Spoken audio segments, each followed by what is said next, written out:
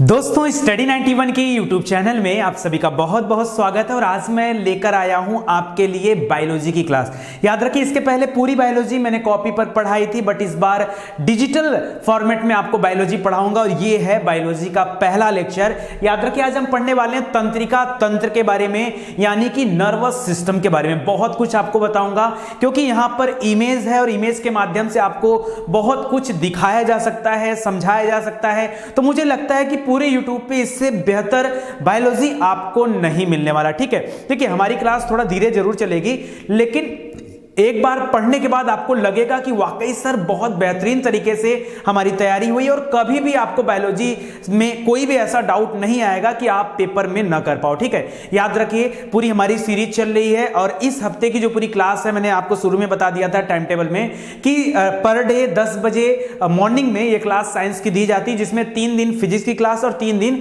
Biology की class आपको दी जाएगी। ठीक है, इसी बीच में मैं टाइम निकालकर आपको केमिस्ट्री की क्लास भी दूंगा ताकि आपका जो साइंस का पार्ट है वो आपका अच्छे से मजबूत हो जाए। बाकी पार्ट तो ऑलरेडी हम लोग बहुत अच्छे से पढ़ चुके हैं, तो आप तैयार है पढ़ने के लिए। दोस्तों आज मैं बताऊंगा आपको साइटोन के बारे में, डेंड्रॉन के बारे में, एक्सॉन के बारे में, एक एक छोटी बात आपको बताऊंगा जो आपके लिए जानना बेहद जरूरी है। ठीक है, चलिए स्टार्ट करते हैं।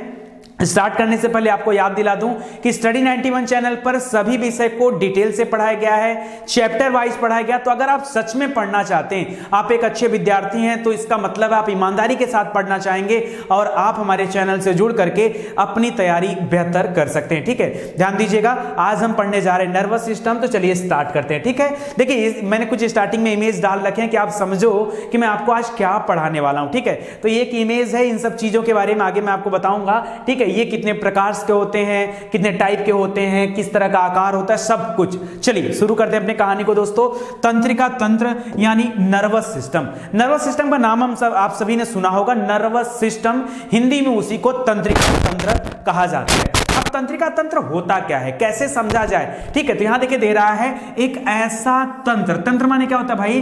तंत्र माने होता है सिस्टम। एक ऐसा तंत्र यानी कि एक ऐसा सिस्टम जो सोचने, समझने, स्मृति रखने, जैसे आप कुछ सोचते हो, ठीक है, सोचने समझते हो, आपको पढ़ाया जा रहा ना, तो आप कुछ चीजों को सोच रहे होगे जो आपने पिछली क्लास में पढ़ा होगा, कुछ चीजों को समझ रहे होंगे, और स्मृति रखने यानी कि याद करने। फिर से देखिए, एक ऐसा तंत्र जो सोचने, समझने, स्मृति रखने के साथ साथ पूरे शरीर पर नियंत्रण रखता है, क्या कहलाता है? तंत्रिका तंत्र कहलाता है। यानी हमारे शरीर का सबसे इंपॉर्टेंट हिस्सा, सबसे जरूरी हिस्सा कौन सा है? वो है नर्वस सिस्टम। बिना नर्वस सिस्टम का शरीर बेकार हो जाती, पूरी तरह से बेकार हो जाती है, पूरी तरह से। आप देखते हो ना, किसी की याददाश्त चली जाती है तो उस समय क्या होता है, उसका नर्वस सिस्टम फेल हो जाता है पूरी तरह से, उसको कुछ पता नहीं होता है, बस वैसा हाल हो जाएगा आपका। समझ रहे हैं? यानी नर्वस सिस्टम बहुत जरूरी। क्यों? क्योंकि ये सोचने, समझने, स्मृति रखने के साथ साथ क्या करती है? पूरे शरीर पर नियंत्रण का काम करती है, पूरे शरीर पर कंट्रोल का काम करती है ये नर्वस सिस्टम। ठीक है, आगे देखिए, यह एक धागानुमा संरचना होती है, जो अभी आगे मैं आपको इमेज में दिखाने वाला हूं। यह एक धागानुमा संरचना होती है जिसे हम तंत्री कोशिका के नाम से जानते हैं। इस धागेनुमी संरचना में जो कोशिका होती है, क्योंकि आप सभी जानते हैं कि हमारे शरीर की सबसे छोटी इकाई क्या कहा जाता है? उसे कोशिका कहा जाता है। ठीक है, कोशिकाओं से मिलकर ऊतक बनता है, ढेर सारी कोशिकाएं मिलकर ऊतक बनाती हैं और ढेर सारे ऊतक मिलकर अंगों का निर्माण करते हैं। ठीक है, तो सबसे छोटी हिस्सा जो होता है वो क्या कहलाती? कोशिका। तो ये तंत्री कोशिकाएं हैं जो धागेनुमी संरचना के रूप में हमें दिखाई देती हैं। आगे देखते हैं। अब देखिए, जो तंत्री कोशिका की हम बात कर रहे हैं दोस्तों, इसी तंत्री कोशिका को न्यूरॉन कहा जाता है। इसी से तो चैप्टर बना है। कौन सा चैप्टर बताइए? अभी हम कौन सा चैप्टर पढ़ रहे हैं? हम पढ़ रहे हैं तंत्रिका तंत्र। ठीक है, तो याद रखिए, ये जो न्यूरॉन शब्द है, यानी ये जो नर्वस सिस्टम जो हम पढ़ रहे हैं, ये नर्वस शब्द किससे बना हुआ है? ये नर्वस शब्द न्यूरॉन से निकल कर आया है। ठीक है, तो ये न्यूरॉन हो गया। ठीक है, न्यूरॉन यानी कि हमारे शरीर की कोशिका। याद रखिए, हमारे शरीर की सबसे बड़ी कोशिका कौन सी होती है? तो यही तंत्रिका तंत्र वाली जो न्यूरॉन है ना, ये हमारे पूरे शरीर की सबसे बड़ी कोशिका कही जाती है। ठीक है, अब यहां से 1 नंबर का प्रश्न आपकी परीक्षा में तैयार हो जाता है। देखिए मैं क्या करूंगा ना, पूरी बायोलॉजी पढ़ाने के दौरान आपको यह बताता चलूंगा कि प्रश्न कैसे पूछता है और क्या पूछता है। ठीक है, तो आपसे पहला प्रश्न यहां पर पूछ सकता है कि हमारे शरीर की सबसे बड़ी कोशिका होती है। ऑप्शन में 3-4 नाम दे दिया और वहां आपको चूज करना पड़ेगा न्यूरॉन का नाम। क्या न्यूरॉन सिस्टम नहीं देगा, नर्वस सिस्टम नहीं देगा, न्यूरॉन सिस्टम नहीं देगा, न्यूरॉन जो होता है दोस्तों वो शरीर की सबसे बड़ी कोशिका होती है। कारण न्यूरॉन कोशिका कभी भी विभाजित नहीं होती, जबकि बाकी कोशिकाएं विभाजित होती हैं। बाकी कोशिकाओं में विभाजन होता है लेकिन न्यूरॉन कोशिकाएं ऐसी होती हैं जो विभाजित नहीं होती। दूसरा सबसे कठिन क्वेश्चन आपकी परीक्षा में पूछा, कौन सी ऐसी कोशिकाएं हैं जिनका विभाजन नहीं होता? ऑप्शन में न्यूरॉन देगा, याद रखेगा न्यूरॉन का विभाजन नहीं होता है, ध्यान रखेगा।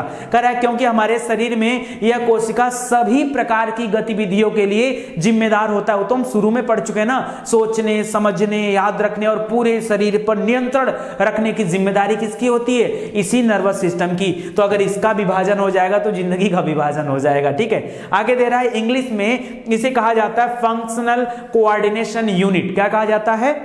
Functional coordination unit. हिंदी में इसी को कार्यात्मक समन्वय की इकाई कहा जाता है। ठीक है, कार्यात्मक समन्वय की इकाई का नाम इसे दिया जाता है। ठीक है, चलिए अब इमेज पर आते हैं कि आप लोगों के मन में आया कि सर इसका चित्र कैसा दिखता है। ठीक है, अगर इसका चित्र देखा जाए तो कैसा होता है, तो थोड़ा सा जूम करके दिखाता हूं। देखिए कुछ इस तरीके से इसका चित्र होता है। अब देखिए ये पूरा जो न्यूरॉन है ना, ये एक न्यूरॉन का इमेज मैं आपको दिखा रहा हूं। इस तरह से लाखों करोड़ों की संख्या में न्यूरॉन हमारे शरीर में पाए जाते हैं। अब एक न्यूरॉन 3 हिस्सों में बटा होता है। फिर से क्वेश्चन बन गया। ठीक है, न्यूरॉन कितने हिस्सों में विभाजित होता है? क्या बताएंगे?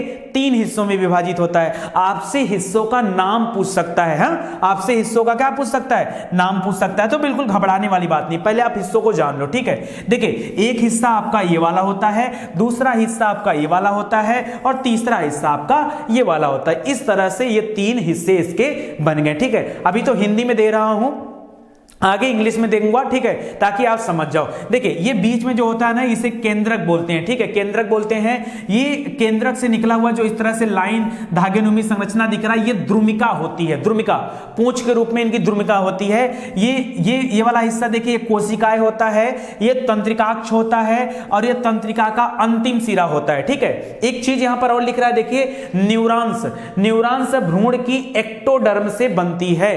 तो एक प्रश्न और तैयार हो गया कि न्यूरॉन कैसे बनता है? तो क्या बताएंगे?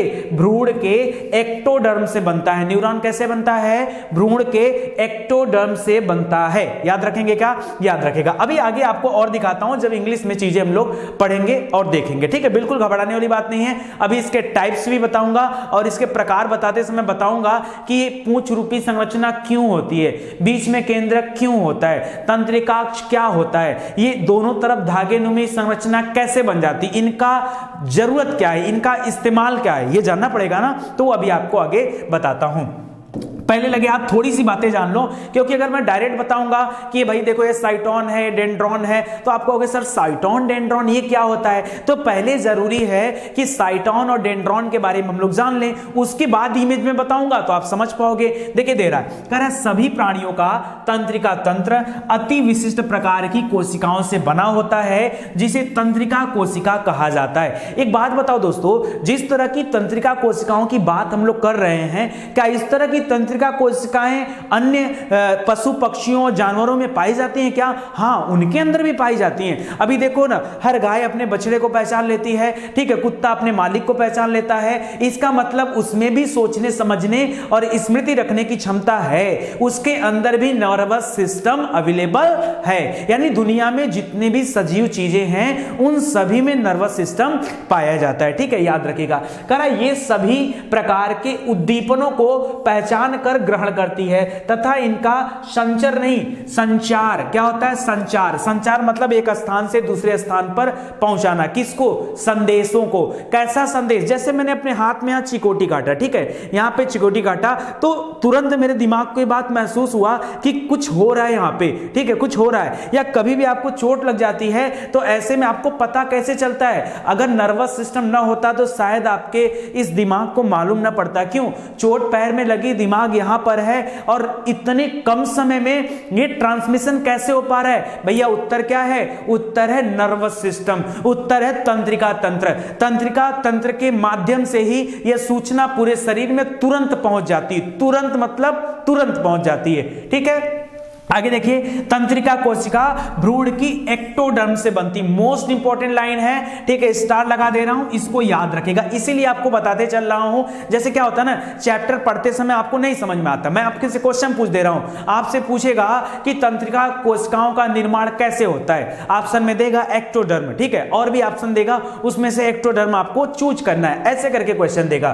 करा तंत्रिका कोशिका शरीर की सबसे बड़ी या सबसे लंबी कोशिकाएं होती हैं, ये आप जानते हो। तंत्रिका कोशिका 3 भागों से मिलकर बनी होती है, मतलब एक तंत्रिका कोशिका का अगर इमेज देखें तो 3 भागों से मिलकर बनी होती हैं, जिनमें पहला होता है साइटोन, ठीक है, देखिए इंग्लिश में याद रखिए CYTON साइटोन, दूसरा है डेंड्रॉन, तीसरा है एक्सॉन। एक्सॉन माने पूंछ, एक्सॉन माने पूंछ, ठीक है, ये तंत्रिका तंत्र की पूंछ होती है, ठीक है। चलिए अब आगे देखते हैं, पहले साइटोन का इस्तेमाल देख रहे थे कि भाई जरूरत क्या होती है, इसमें क्या होता है, साइटोन में क्या होता है, डेंड्रॉन में और क्या होता है एक्सॉन में। साइटोन देखिए एक तंत्रिका का मुख्य भाग होता है, तंत्रिका कोशिका का सबसे इंपॉर्टेंट हिस्सा कौन सा होता है, साइटोन। क्यों? इसी में केंद्रक होता है, जिसको न्यूक्लियस बोला जाता है, केंद्रक, ठीक है, वो इसी में होता है। आगे कह रहा है इसमें एक केंद्रक तथा कोशिका द्रव्य पाया जाता है। देखिए केंद्रक कभी ओपन नहीं रहता है, केंद्रक कोशिका द्रव्य से घिरा रहता है।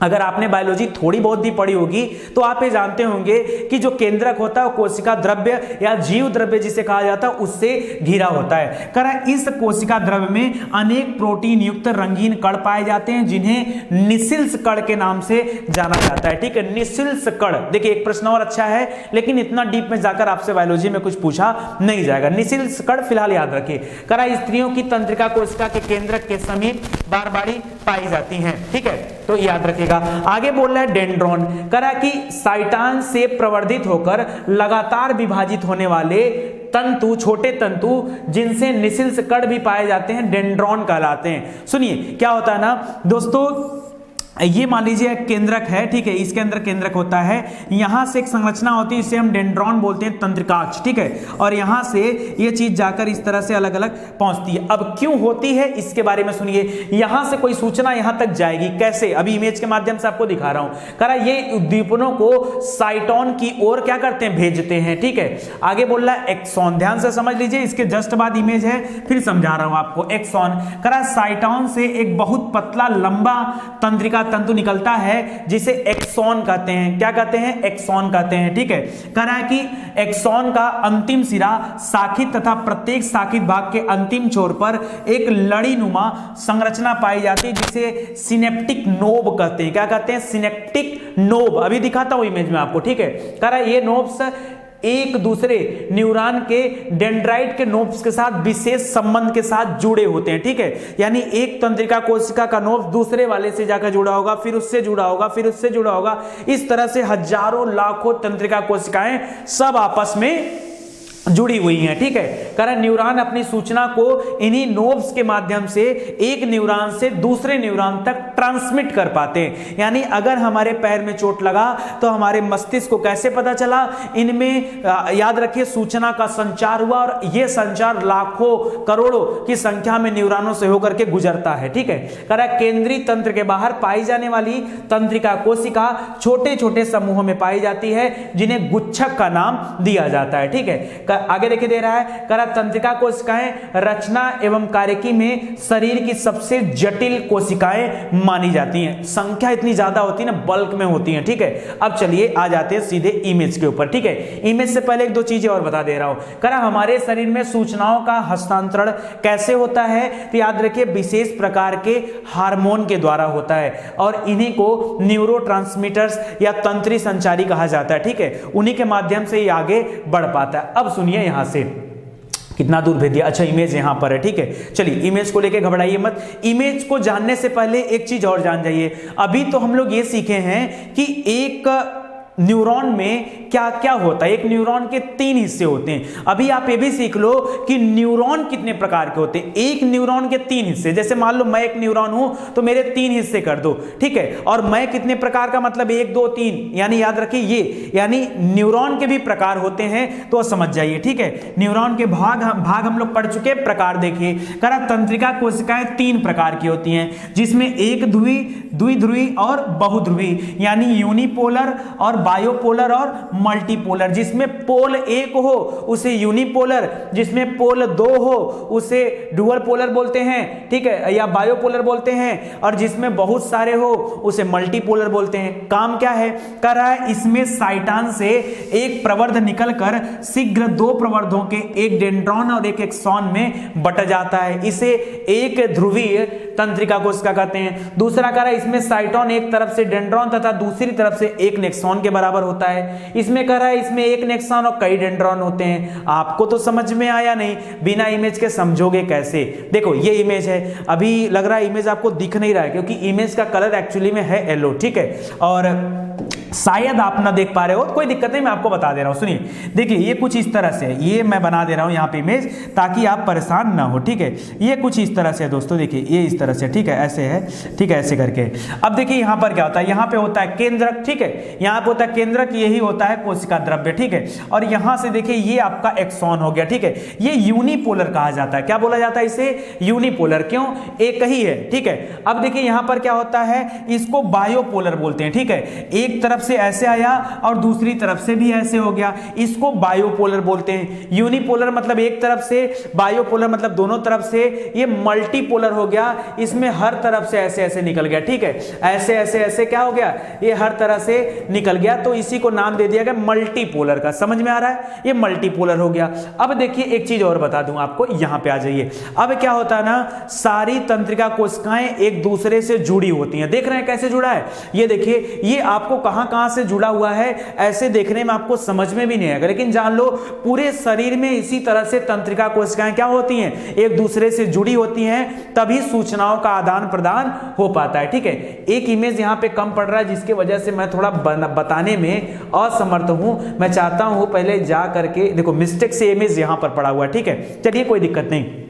अब दोस्तों ये वही शुरू वाला इमेज है जो हम बातचीत कर रहे थे। देखिए एक हिस्सा ये वाला था और यहाँ पे देखिए तंत्रिकाक्ष था, और ये तंत्रिका का अंतिम सिरा है जहां पर आपको बताया गया कि लड़ी नुमा संरचना पाई जाती। देखिए यही वो लड़ी नुमा संरचना है जो दूसरे वाले तंत्रिका में जाकर के अटैच हो जाएगी। कैसे अटैच होगी तो फटाफट पहले मैंने उसको भी दिखा देता हूं। यहां पर थोड़ा सा इमेज का सीक्वेंस लगता है गड़बड़ हो गया है, बिल्कुल आपको घबराने की जरूरत नहीं, इमेज तो है ही हमारे पास, मैं तो आपको बता ले जाऊंगा। देखो पूरे शरीर में कुछ इस कदर से क्या क्या पाया जाता है, इस तरह से न्यूरॉन्स पाया जाता है। दिख रहा है आपको? देखिए ध्यान से देख लीजिए, इत्मीनान से देखिए, कोई जल्दीबाजी नहीं, आराम से पढ़िए।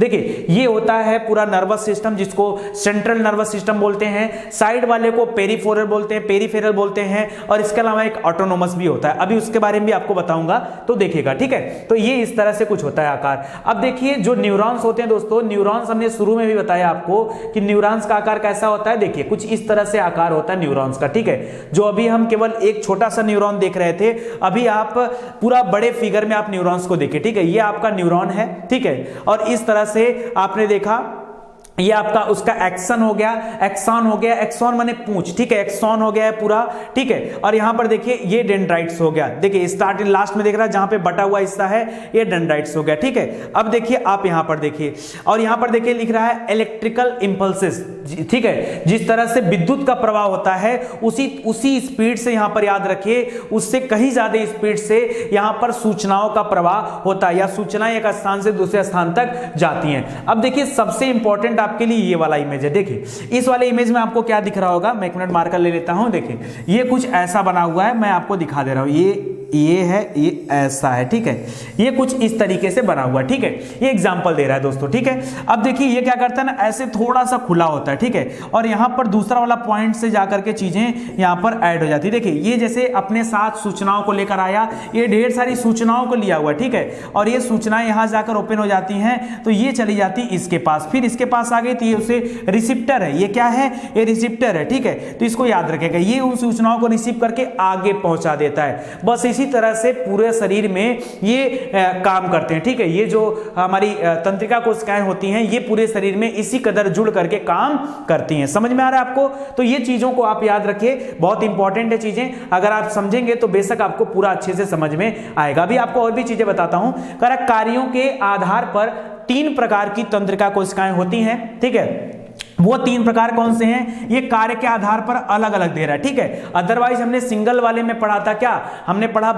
बायोपोलर के बारे में, ठीक है। अरे जिसमें हमने पढ़ा एक तंत्री कोशिका, द्वितंत्री कोशिका, बहुतंत्री कोशिका, मल्टीपोलर पढ़ा ना, वही चीजें है। उसी तरह से वो अलग थी, ये अलग है। ये कार्यों के आधार पर दे रहा है। तो देखिए इसको संवेदी तंत्रिका कोशिका कहते हैं, जिसे इंग्लिश में सेंसरी नर्वस बोलते हैं, ठीक है, न्यूरॉन्स बोलते हैं, ठीक है। इसको याद रखिए, इसको मोटर न्यूरॉन्स बोलते हैं, इसको इंटर न्यूरॉन्स बोलते हैं। इंटर माने यानी जो कनेक्टिविटी को बनाता है, ठीक है। जैसे हम लोग बोलते हैं ना इंटर स्टेट यानी 2 राज्यों के बीच, ठीक है, ठीक है। इंटरनेशनल यानी 2 राष्ट्रों के बीच, उसी तरह से यहां पर इंटर शब्द का इस्तेमाल है, तो कह रहा है इंटर न्यूरॉन्स यानी 2 न्यूरॉन के बीच, ठीक है। अब देखिए यहां बोल रहा है कि संवेदी तंत्रिका कोशिका, कह रहा है ये आवेग को ग्राही अंगों से मस्तिष्क तक लेके जाती है, ठीक है। दूसरा होता है प्रेरक या चालक तंत्रिका कोशिका, ठीक है।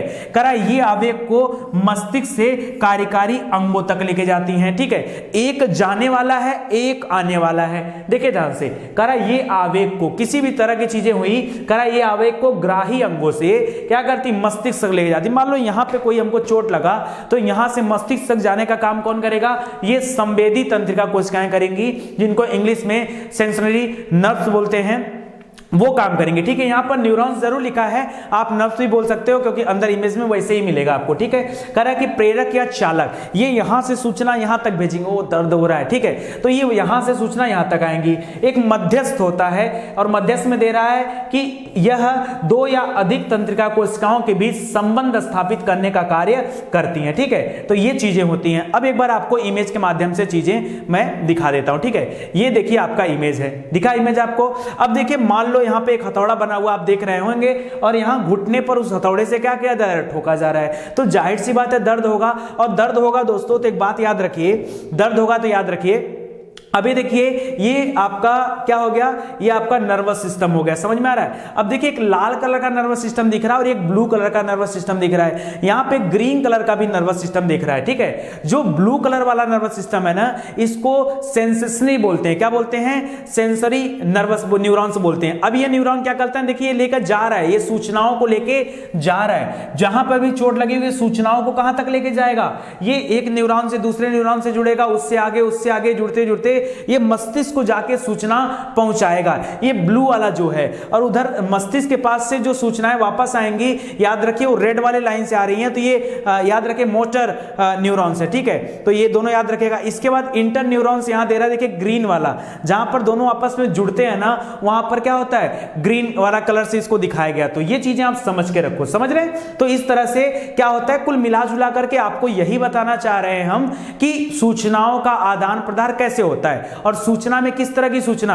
भाई कोई किसी भी तरह की, आपको चोट लग गया, ठीक है, आपको कुछ एहसास हो रहा है, कुछ महसूस हो रहा है, ये सब कुछ कैसे हो पाता है? इन न्यूरॉन्स के कारण ही होता है। मैंने आपसे कहा ना, मैं आपको बहुत डिटेल में पढ़ाऊंगा क्योंकि मुझे कोई जल्दीबाजी नहीं। मैं एक बार बायोलॉजी पढ़ा के समाप्त कर दिया हूं, मुझे कोई जल्दीबाजी नहीं है कि मैं फटाफट उठा के 10 दिन के अंदर आपको पूरी बायोलॉजी पढ़ा दूं। मैं तो एकदम इत्मीनान से पढ़ाऊंगा और बेहतरीन तरीके से आपको पढ़ने का मौका भी दूंगा, ठीक है, अगर आप कुछ सीखना चाहते हैं तो। आगे बोला है मानव की तंत्रिका, ठीक है, नर्वस सिस्टम ऑफ ह्यूमन। करा वह तंत्र जो सोचने, समझने तथा स्मरण रखने के साथ ही शरीर के विभिन्न अंगों के कार्यों में सामंजस्य तथा संतुलन स्थापित करने का कार्य करता है, तंत्रिका तंत्र कहलाता है। तंत्रिकी नियंत्रण एवं समन्वय का कार्य मुख्यतः मस्तिष्क एवं मेरुरज्जु के द्वारा किया जाता है। क्यों? क्योंकि सुनिए, कारण मनुष्य का तंत्रिका तंत्र स्पेशली 3 भागों में विभाजित होता है।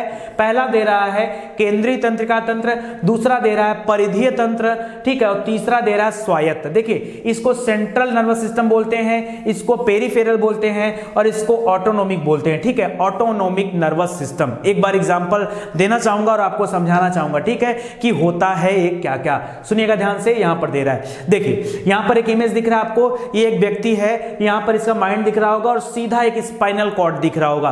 ध्यान दीजिए, जब सिर्फ ब्रेन और स्पाइनल कॉर्ड की बात की जाए, मैं क्या कर रहा हूं सुनिए, जब क्वेश्चन बनता है, यहां से बता रहा हूं कैसे क्वेश्चन पूछे जाते हैं आपसे परीक्षा में, पूछता है सेंट्रल नर्वस सिस्टम में शामिल है, ठीक है, तो याद रखिए सिर्फ दो चीजें शामिल होती हैं, एक ब्रेन, दूसरा स्पाइनल कॉर्ड, इसके अलावा सेंट्रल नर्वस सिस्टम में कुछ भी नहीं शामिल होता है, ठीक है। जबकि अगर मैं बात करूं पेरिफेरल में, तो यहां पर याद रखिए इन दोनों को हटा करके, ब्रेन और स्पाइनल कॉर्ड को हटा करके पूरे शरीर की जितनी भी नर्व्स होती है ना, उनको काउंट किया जाता है यहां पर, ठीक है। इनको पेरिफेरल बोला जाता है, ठीक है। क्या बोलते हैं इनको, देखिए पेरिफेरल नर्वस सिस्टम, यानी हमारे पूरे शरीर में जो तंत्रिका तंत्र फैला है ये क्या है, ये पेरिफेरल है। लेकिन जो ब्रेन है और स्पाइनल कॉर्ड है ये हमारा सेंट्रल नर्वस सिस्टम है, ठीक है। आपको चोट कभी अगर सेंट्रल नर्वस सिस्टम पर आ गई ना, जैसे ब्रेन में, जैसे स्पाइनल कॉर्ड में, फिर जान लो सब कुछ फेल हो जाता है। क्यों? क्योंकि ये सबसे इंपॉर्टेंट होता है, ठीक है।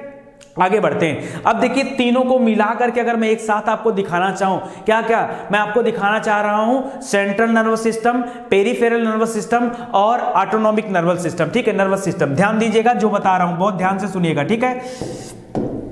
देखिए अगर मैं सेंट्रल नर्वस सिस्टम की बात कर दूं तो ये आपको ब्रेन दिख रहा होगा और ब्रेन से सीधा ये आपको स्पाइनल कॉर्ड दिख रहा होगा।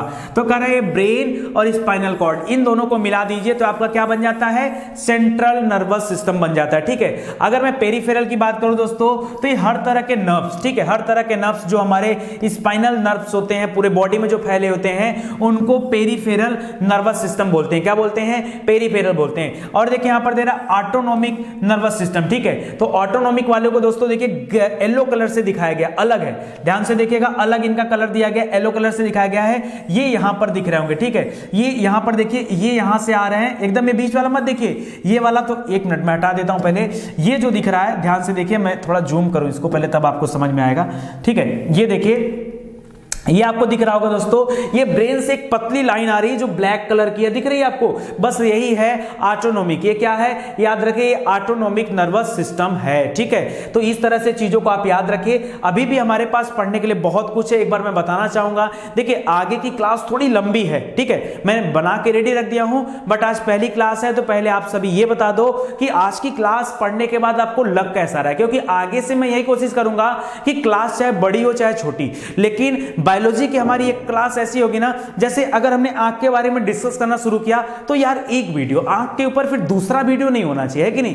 एक वीडियो में आंख के बारे में जितना कुछ है कंप्लीट। अगर मैंने टीथ पढ़ाना शुरू किया तो टीथ में जितनी भी बातें हैं बस एक वीडियो, दूसरा वीडियो उसका नहीं, ठीक है। तो उसमें क्या होगा, कभी कभी टॉपिक छोटा होगा और कभी कभी टॉपिक बहुत बड़े होंगे। आज पहला लेक्चर है, इस वजह से मैं आपसे पूछ रहा हूं क्या आप इस चीज के लिए राजी हो, क्योंकि उस समय में जब मैं इस तरीके से पढ़ाऊंगा कि एक टॉपिक कवर करना, तो हो सकता है कोई कोई क्लास 1 घंटे की चली जाए, ठीक है, 1 घंटे की। क्योंकि मान लीजिए अगर मैं कंकाल तंत्र पढ़ा रहा हूं तो एक वीडियो में पूरा कंकाल तंत्र पढ़ा दूंगा, ठीक है, चाहे उसमें खोपड़ी हो, चाहे उसमें मेर रज्जु हो, चाहे फिर उसमें हाथ पांव की अलग अलग हड्डियां हो, एक ही वीडियो बनेगा। अब एक वीडियो बनेगा तो जाहिर सी बात है वीडियो लंबा होगा, लंबा, काफी ज्यादा लंबा होगा, ठीक है। तो 1 घंटे या 1 घंटे से ऊपर की क्लास जा सकती है। तो अगर आप इस चीज के लिए राजी हो तो एक बार कमेंट करके जरूर बताइएगा। आज की क्लास फिलहाल यही समाप्त होती है, लेकिन कुछ चीजें मैं दिखाना चाहता हूं आपके लिए। जैसे यहां पर देखिए बाकायदा आपको बना के रखा गया, ब्रेन हो गया, मेरुदंड हो गया, इनके बारे में आपको पढ़ाया जाएगा, ठीक है। ब्रेन में कौन कौन सी चीजें होती हैं, कौन कौन सी झिल्ली होती है, ब्रेन की संरचना कैसी होती है, अग्र मस्तिष्क, मध्य मस्तिष्क, पश्च मस्तिष्क, ठीक है, हर मस्तिष्क का कार्य क्या होता है। यहां से तो खूब क्वेश्चन आता है, जैसे सेरिब्रम हो गया, थैलेमस हो गया, सेरिबेलम हो गया, हाइपोथैलेमस हो गया,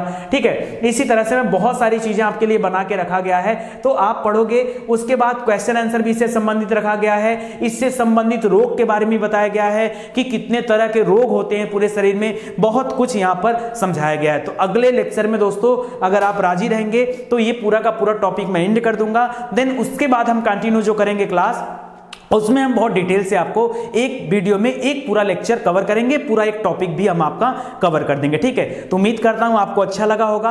अच्छा लगा होगा तो शेयर करिएगा, लाइक करिएगा, कमेंट करिएगा, क्योंकि तभी मुझे पता चलेगा कि सच में आप पढ़ने के इच्छुक हो। क्या है ना, हम लोग इतनी मेहनत कर रहे हैं, किसके लिए कर रहे हैं, आपके लिए कर रहे हैं ना, आप अच्छे ढंग से पढ़ सको, आपकी तैयारी अच्छी हो सके।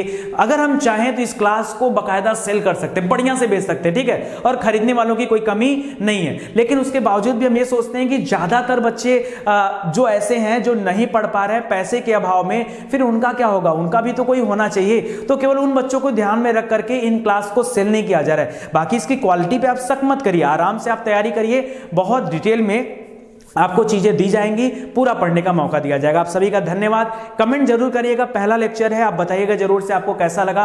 बाकी 3 फिजिक्स के लेक्चर जा चुके हैं, एक बार आप पढ़िए।